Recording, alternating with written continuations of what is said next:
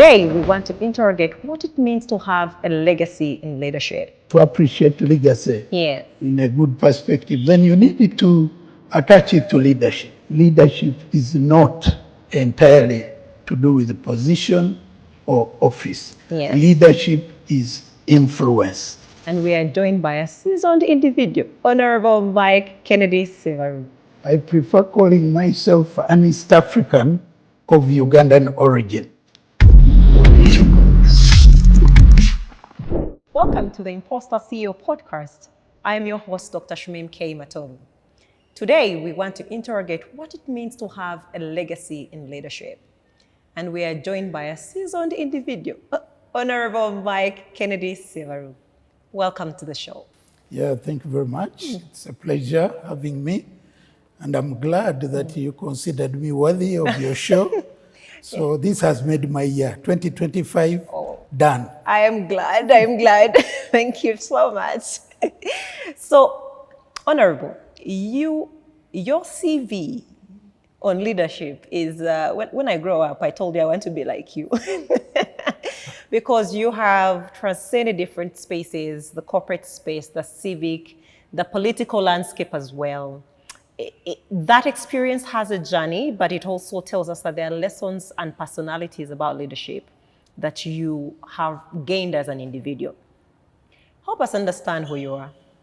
Who are you really? That is a very interesting question.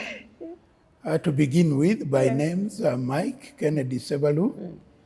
I prefer calling myself an East African of Ugandan origin, to bring into perspective the notion of integration.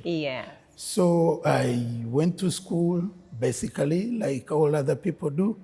I'm a proud old Budonian, and I joined Makerere for my bachelor's. I also did my master's in international relations and diplomatic studies there. I've been recognized with a doctorate because of my contribution in the leadership space. And I've had the enviable opportunity to participate in legislation, what I would call legislative diplomacy. I was a member of the Constituent Assembly of Uganda, representing the youth. I'd just left college, and I gave it a try, and it worked out. So that marks my journey in leadership. So again, that gives me a good perspective, having been a leader at all levels and across the spectrum. So I've been able to engage in leadership within a wide scope of leadership. So I've been able to be a legislator at a national level, that is doing national legislation, representation, oversight, and also appropriation. But I've also done that at the continental level. I was one of those few that were part of the inaugural Pan-African Parliament in Addis. Then we moved to Gallagher Estate, South Africa, and our role was to legislate for the continent. Again, also do oversight and also influence policy along the way.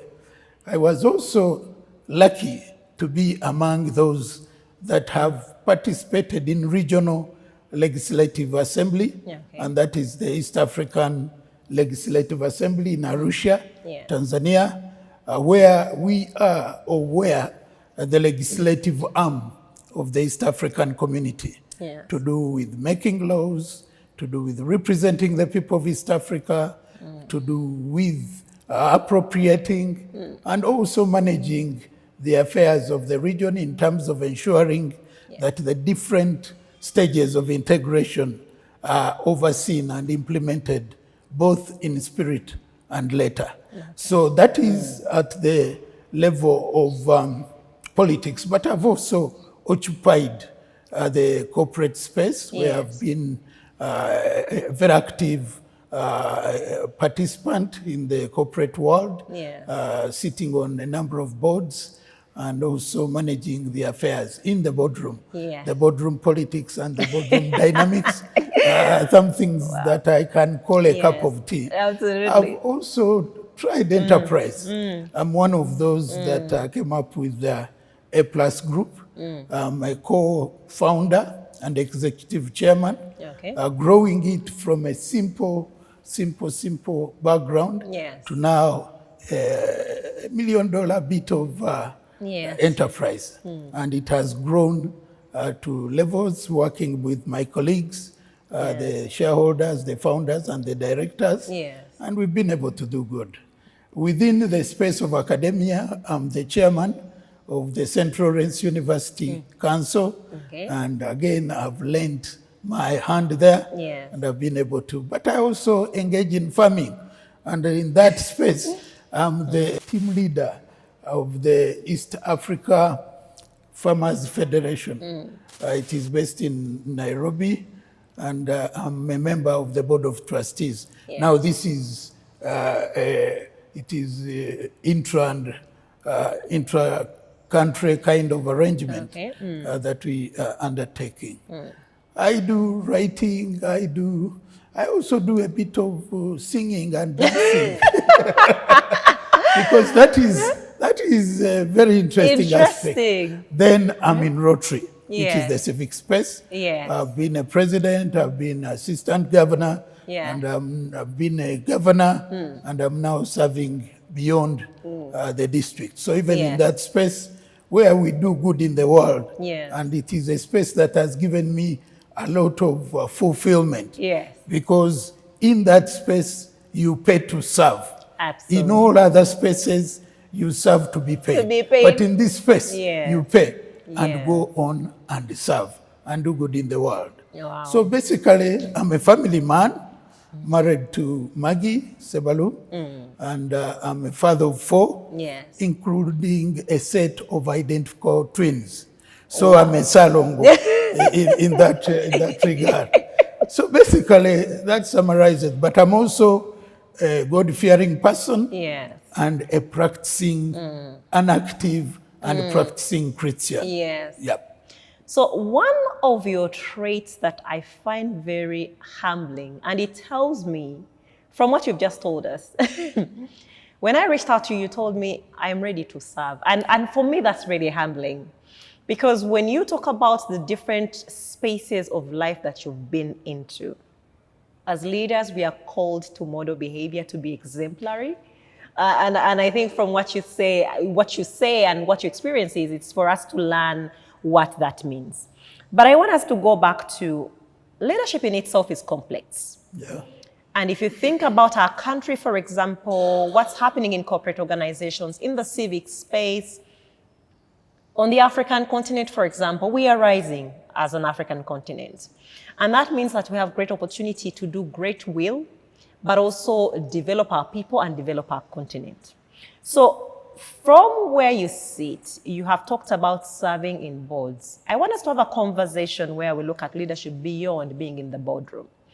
You've characterized the boardroom as a place where the politics and everything else that happens, it's not all glamour. There are a lot of things that happen because of the responsibility that the board has in supporting organizations.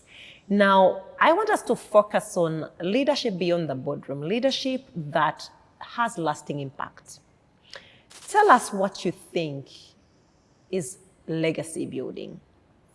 Yeah, thank you very much. Maybe just to add on to the profile, because it is very important. Yes. I was also among the eminent persons of the Africa peer review mechanism, which mechanism we're using to peer review African governments and states in terms of the 3 areas of corporate governance, economic, and governance, which is a very, very important aspect and a tool of an African origin and initiative. Now, legacy. What do we mean by legacy? Because if you are to know what legacy or to appreciate legacy in a good perspective, then you need to attach it to leadership. What is leadership? Because leadership is more often confused with positions and offices. I beg to differ. Leadership is not entirely to do with the position or office. Yes. Leadership is influence. Influence generated out of education, influence generated out of knowledge, Yes. influence generated out of experience, influence generated out of exposure, and influence generated out of expertise built over time. So with that, you may not need an office, you may not need a position to be a leader. Yes. And I always find it a bit of a problem when people attach importance to offices and positions. Yes. You find that when someone is in a position or office, he's revered, he is celebrated, Yes. his calls are picked, and he is invited. What and happens? But when one they leave the loses office, when one loses the position, the phone calls are no longer picked, invitation lists are edited, and generally he's no longer appreciated. And yet, his influence may not have disappeared just because he's lost office. So for me, I want us to put emphasis on the totality of what someone is and who someone is beyond the office, beyond the position. So it's the all position about can only interpretation. help you to enhance those traits that you have. Because I've seen people in many organizations, they may not be at the level of the executive. But any good person going into a new office, you need to ask who are the people that make things happen in this organization. More often you may find he's a sweeper. You may even find he's a messenger. But he has that influence. He's listened to, and people take his viewpoint seriously. Those are the people you need to tap into when you go into positions. So in positions, you need to identify influencers. You need to identify those that make things happen. You need to identify those whose voices are listened to. You need to find those that make things different. So that way you'll appreciate legacy.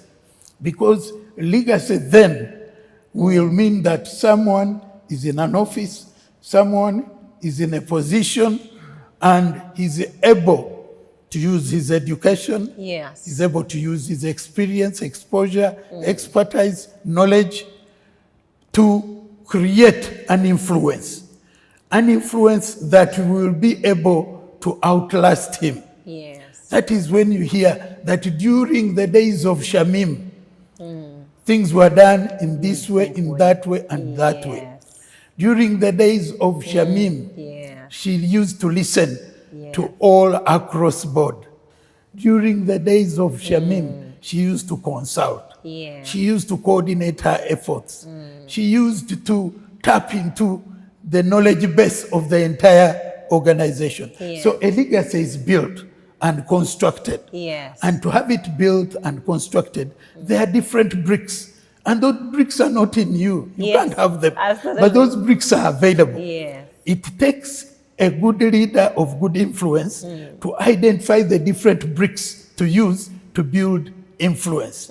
Many think that by occupying the office, by calling the shots, using memos, using all this, you'll build influence. I beg to disagree. Sending sharp emails. Sending emails and all threatening, high-worded, exchanges. It is how you engage the team, how you inspire the team, how you motivate the team, how you empower the team, how you make each and every member appreciated, accommodated, and understood. So that way you can build a legacy, because those people will be there whether you are not or not, there or not. And even when they leave, those traits will have a trickle-down effect to a level that even long after you are gone, they remain active, they remain present, and they redefine your presence in absence. Even when you've left, you are felt. So that is what I call being presently present with a presence. Wow. You are there, but around you, you create a presence. Yes. So that even you've left, that presence lives long after you've left. So for me, a legacy is not about you. Yes. A legacy is about using the structures, using the systems, using the procedures, using the processes, and more importantly, using other people. How you make them feel under your leadership. Just appreciating them alone creates a legacy. Just putting emphasis on other things other than money. Some of us believe that when you go in an organization, you raise salary, that is enough. No way. Yes. It is you picking a lift, and you are with Shamim, and Shamim is in the lift. Shamim is the team leader, and she's asking Mary about her P7 candidate. How did she do? That a lot will motivate someone. And that feeling, that experience will live after you. Because the legacy is about how you made people feel when you interacted with them. Feeling outlives you. So interesting. And I really like that you're bringing the element of feeling, because a lot of the times we tend to think that emotions are something that we need to take out of our interactions in the organization. The positive ones, we need to really enhance them. But the negative ones, we need to manage. Of course. So, but I want us to focus on, there is something that we reinforce in organizational behavior when we're doing our work in terms of understanding organizations. And I remember one particular, I was doing organizational research in a particular organization. And one individual mentioned to me, they were talking about the experience in the workplace. And they mentioned something very interesting. You said that there are people who are the security people, the people who serve as tea, the people who are doing the different things, they're moving the needle on the side of the organization, but have influence. And I like that, because a lot of the times now for us who do organizational research, those people give you insight about what's happening, because my first interaction with the organization is with the security. Yeah, it's at the gate. The way they interact with me, the whether they introduce themselves, they ask me whether, can I check your car, can I check your handbag? We've gone into spaces where someone just puts their hand in your handbag and thinking, excuse me, you're being intrusive in my space. So I like that you emphasize the element of creating influence where you are, not with title. But we also know that in the spaces where we operate, some people have tended to think that leadership is about your title.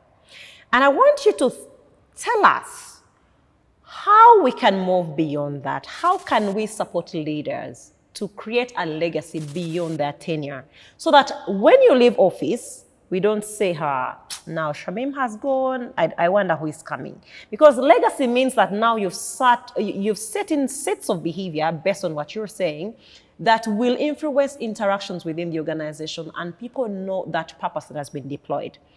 How can leaders ensure that their interaction or their legacy goes beyond their tenure? Yeah, that is a very interesting aspect, Shamim. One, leaders need to know, understand, and internalize the value system of the organization they are serving. What are the values of that organization?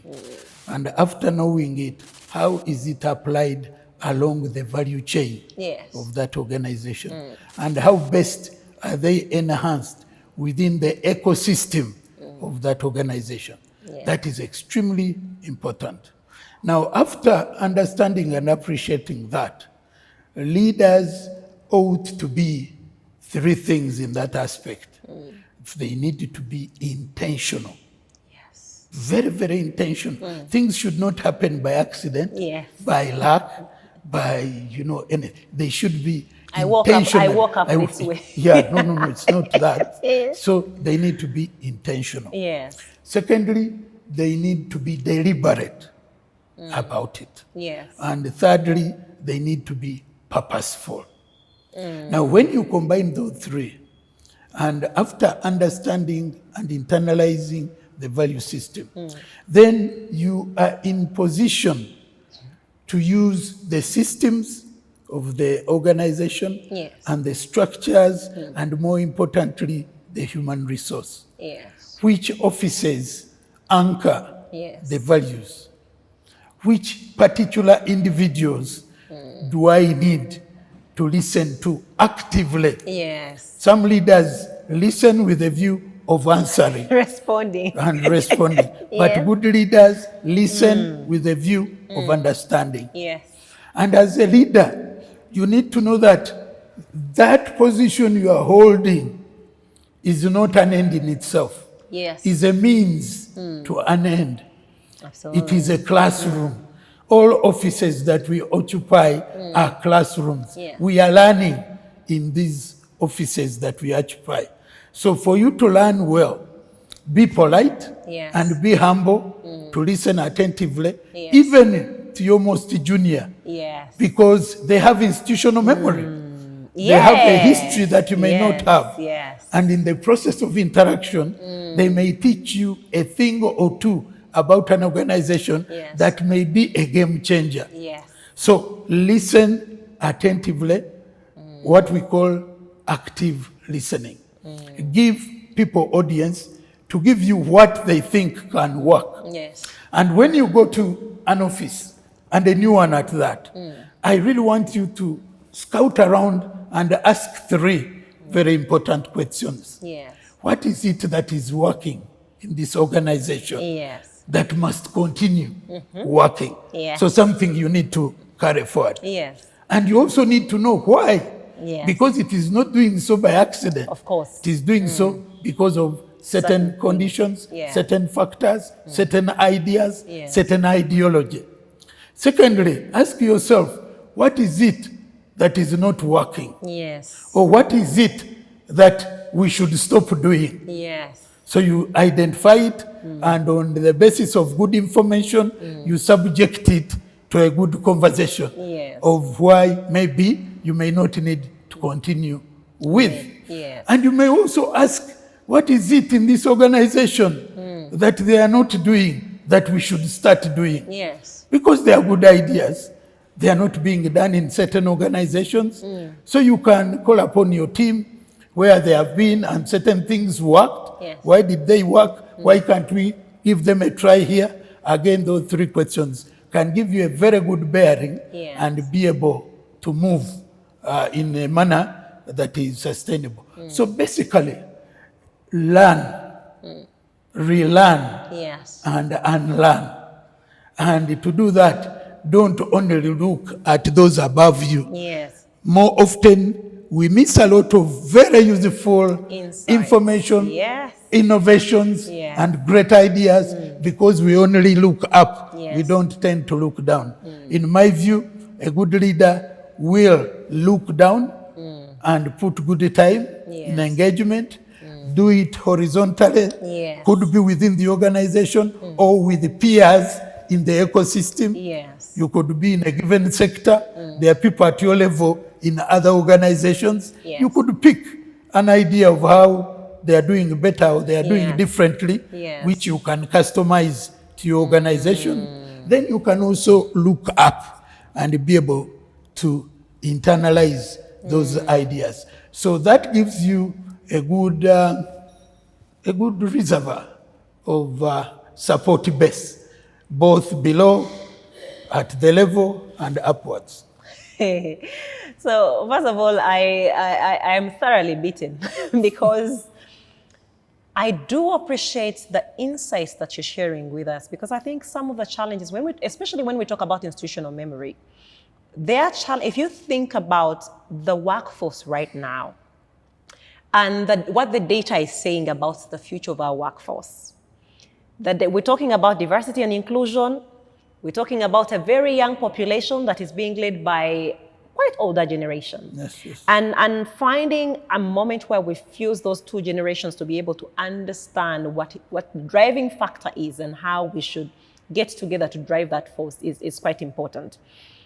I want to ask you a question. Do you have any fears? Yeah, definitely. If you don't have fears, then you are you are inhuman, because having fears, having discomfort, having challenges, having feelings, having emotions is human. And all those can bring about, because the environment that we live in is such that it is bound to create different dynamics. And fears cannot be exclusively excluded from that. The only thing is, how do you manage them? To be human is to have all aspects of humanity. You have excitement, you have low moments, you have good moments, you have fears, you have contradictions. But the most important thing is to have the ability to identify them, own them up, but be ready, available, and willing to manage them. As a seasoned leader, what are some of your fears? One, the fears are there. One, you go into an organization, and this is something that I need to bring on board. You know, organizations have their background, how they were started, when they were started, who started them, why they were started. You know, there are all those aspects. And as a leader, to create a very good foundation for good leadership, it is good practice to reach out to those that came before you. Whether they made it, whether they failed, whether you think they didn't do anything. My view is that no one is 100% useful, and neither is there anyone who is 100% useless. Every living person is useful. It is only the degree that varies. Even the person you consider less useful, maybe because of extreme negativity. That negativity could be of use for you to know what to avoid. So he becomes useful in being the best example. In being the best example of what you should avoid or what you should never be. So everyone is very useful. So we need to look at the past. We need to look at the present, and we need to look at the future. And in the future, you can look at it from two perspectives. You can look at the future with the positivity, you know, with the prediction, using the past. But likewise, you can use the future, you can look at it with fear. Because who ever knew that something like COVID would ever come? Now with that as a precedent, we need to be mindful and fearful of unpredictable circumstances. Those things that we may not factor in our ordinary human predictions, which are a preserve of God. With that, we should have a bit of fear of the unknown. What is it that is in for us? That's why now organizations have come up and invested heavily in continuity plans. Such were never, because life was ordinary, things were predictable, but you get a situation where all airports globally are closed. Could you ever imagine that you could not travel? That is a basis for fear. That is a basis for fear, for sure. A situation where you cannot move, and yet you need to move, and you have the means to move. People died not because they didn't have money to be flown for better health, but because the situation was such that they could not move. So that is a basis for fear, that the unknown will always be. It is a question of when, it is a question of how, it is a question of magnitude. So as a human being, such a precedent like what we went through, I was in Tanzania, and when I finished it was an ESC meeting, when I finished, I got tested, I was told you can't fly. Now, I could not imagine something like that could ever happen to me. And I was put in isolation. I was very fearful. I was not sure I would come back in human shape. So those moments are there. And I want to be human. I simply cannot be here and say that I'm not fearful of anything. Those moments do come. The issue is being steadfast, ready to manage them. So when you reflect on your experience, you also operate in the civic space. You are a past district governor in Rotary as well. And of course, Rotary does a lot of transformational work in enabling communities. Can you reflect on a leader whose legacy transformed community and why that really speaks to you? I just want to briefly to speak about two. Yes. And I want to go in the non-political space. Yes. Because more often we imagine that leadership is about politics, managing people. But that leader that I want to pick a female and a male. Yeah. But they are both outside the space of politics. Yeah. In the media space, like where we are. Yes. Oprah Winfrey. Yeah. To me, she's a lady who has transformed communities. She's a lady who has used her platform, influence, and stature to empower disadvantaged members of the communities, especially the girl child.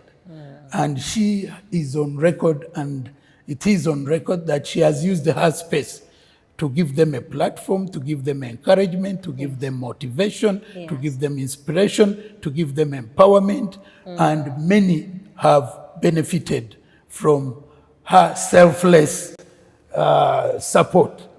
She's been able to invest in schools for disadvantaged girls across the world. And it is estimated that over 50,000 young girls across the world have benefited from that. And she's not limited to Europe or to where she is. She even came down to South Africa, and built a school worth $40 million US. And now to me that is influence, and many have, and it is record breaking, and it is really record breaking. And to do that, do you know one of the people who is writing her transformation initiative? That is Madame Obama. You know, she is writing an article, an essay about the transformational work of Oprah. And for you to get it to a level of interesting such a high personality to put together your influence in terms of empowering communities, I think she's my idol in that space. And I wanted to be gender sensitive, to have a male and a female. So Oprah, to me, is a game changer. She dreamt, she lived her dream. She dreamt that she would want to be famous. She is famous. She took it to another level, that she wants to be one of the richest black Americans. She's done it. So to me, she's really done good. Then the other one is in the space that I really like, and that is Paul Harris. Paul Harris is the founder of Rotary. That is 118 years ago. Someone, a young lawyer in Chicago, came together with a few friends and started Rotary. He used the basis of friendship, picking a few friends of his, and they were meeting in each other's office. That is why it came to be known as Rotary, because the meetings were rotational. Now, it started as a very humble, activity of 5 people. As we speak, 1.4 million people are Rotarians. As we speak, they started with just one club. As we speak now, we have 46,000 clubs in the entire world. As we speak, we have 523 districts in the world. As we speak, we have 200 countries where Rotary is active. That was an action of an individual. And the basis was to serve humanity. And that's why we have the Rotary Foundation, whose motto is doing good in the world. And we have Rotary having core values. And the core values are, service, integrity, leadership, and diversity, and fellowship. Now, those are core values. Yes. But also the 7 areas of focus. You know, the 7 areas of focus include peace and conflict resolution, Yes. basic education and literacy, maternal and child health, Yes. disease prevention and treatment, water and sanitation, economic and community development, Yes. and the environment. Now, using those areas of focus, Yes. Rotary has been able to transform communities across the world by implementing life-changing and impactful projects in all those areas of focus. Yes. When you talk about polio, Rotary Yes. is the single organization that has invested heavily in ensuring that polio is eradicated. And as we speak, there are only 2 countries in the world, Pakistan and another one. So Rotary has been very transformational.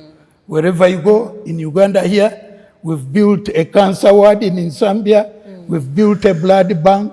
We are doing a lot in schools. Yes. We are doing a lot in health subsector.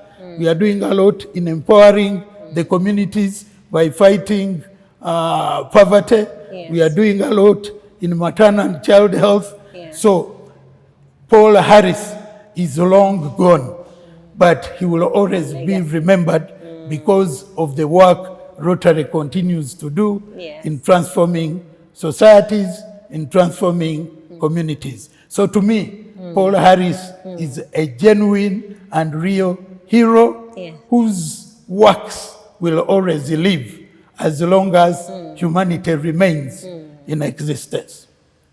Wow, I do acknowledge that, for example, the number of Rotarians you're talking about across, even if you looked at Uganda on its own, the amount of work that is being done by Rotarians is amazing. Over 10 million US dollars projects are implemented. Yes, you know, it's yes. great. So and it's from people giving little money, and the whole notion of service above self clearly shows that the community comes first, and we as individuals come secondary. So what role do you then think that mentorship plays in helping leaders build legacies? Yeah, mentorship is very important. I just want to give you my own example, mentorship. The organization that I told you about, the A+ group, we did agree that we should grow it using internal structures and the members that we have, the people we started with. So we've not gone so much out to look for talent. Rather, we've mentored, we've been able to give skills, we've been able to give exposure, we've been able to give exchange programs to the people within, and they've grown. As I speak, a young man who was my driver by the names of Zedi, he was a young man, and I found him to be very progressive. He was intelligent, he was willing to learn. He was a graduate then, but was ready to be my driver. So I saw he had the right mindset, he had a good attitude, and was ready to learn. As I speak now, he's the CEO. From a driver to a CEO. So that is mentorship. Absolutely. I was very deliberate, giving him opportunity, giving him chance, giving him, he has done masters, he's got so many postgraduate, because whenever openings were there, I would say like, that would be good for you, that would be good for you. So that is the philosophy we are using in that company.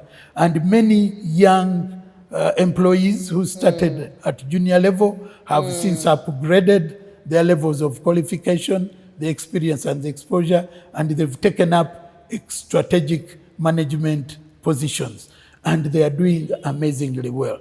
So in Rotary, it's even better, because in Rotary, you are going to have 3, we call it the troika, at every one single time. You will have a president, a president-elect, and a president nominee. and in some cases, a president nominee designate. So you find that those 3 or 4 work together in simulation. Yes. And as transition builds, yes. you know, you pick skills, you pick training, you get mentored, you exposure, you gain experience. And that's why in Rotary, every single office, be it a president, be it a governor, be it a Rotary International president, you cannot only occupy that office for 1 year. Because we are not short of leaders. Yes. The mentorship is so happening. effective and efficient that as you leave, an effective and efficient leader is in the waiting. So mentorship is extremely important. Mentorship should not only be in organizations, should not only be in the corporate world, should not only be in the political space. Mentoring should even be more dominant in our families. We need to mentor our children. You have a family business, you've not mentored your children, you've not interested them to feel attracted and part of it. Even mentorship in behavior, mentorship in outlook, mentorship in orientation.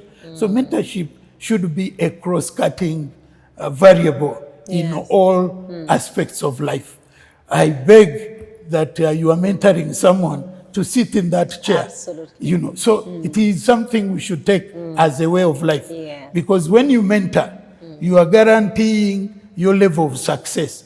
Because you can never count yourself successful unless someone has come after you and been able to be successful. So for you to guarantee your legacy, someone should be there attributed to you, doing good the way you did it, or even better. Actually, it's even better that someone does it better. So earlier on you said, this is becoming quite interesting.